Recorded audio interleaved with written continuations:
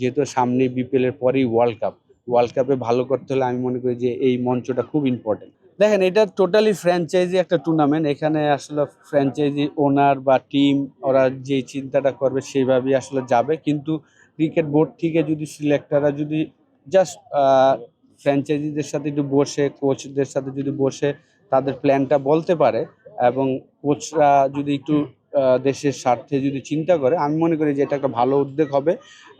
কারণ ওয়ার্ল্ড কাপে আমরা যাদের নিয়ে প্ল্যান করছে সিলেক্টররা বা আর কোচ ক্যাপ্টেন যারা চিন্তা করছেন, তাদের যদি সবগুলো ফ্র্যাঞ্চাইজি ক্যাপ্টেন বা কোচদের সাথে একটু বসে তারা যদি আমাদের চিফ সিলেক্টর ওনারা বা বোর্ড থেকে যদি একটু ইনফরমেশন দিতে পারে যে এই প্লেয়ারগুলাকে এই পজিশনে, জানি যে এটা পুরোপুরি ফ্র্যাঞ্চাইজির হাতে, তারপরে দেশের স্বার্থে যদি এটা করা যায়, আমি মনে করি যে যেহেতু সামনে বিপিএল এর পরেই ওয়ার্ল্ড কাপে ভালো করতে হলে আমি মনে করি যে এই মঞ্চটা খুব ইম্পর্টেন্ট। না দেখেন, প্রত্যেকটা প্লেয়ারই কিন্তু ফার্স্ট ক্লাস ক্রিকেট খেলে এসেছেন।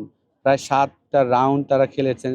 আহ, আপনার 7টা উইক তারা 4 ডে ম্যাচ খেলে এসেছেন।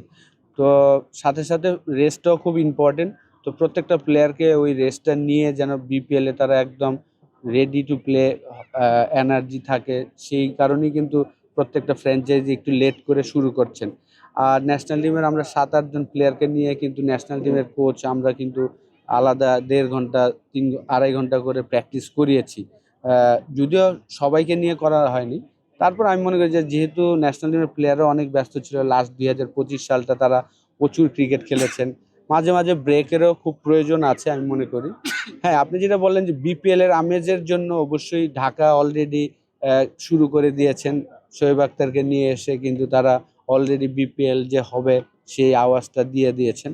তো এই সময়টা আমি মনে করি যে প্রত্যেকটা ফ্র্যাঞ্চাইজি হয়তো এই কাজগুলো হয়তো করবে।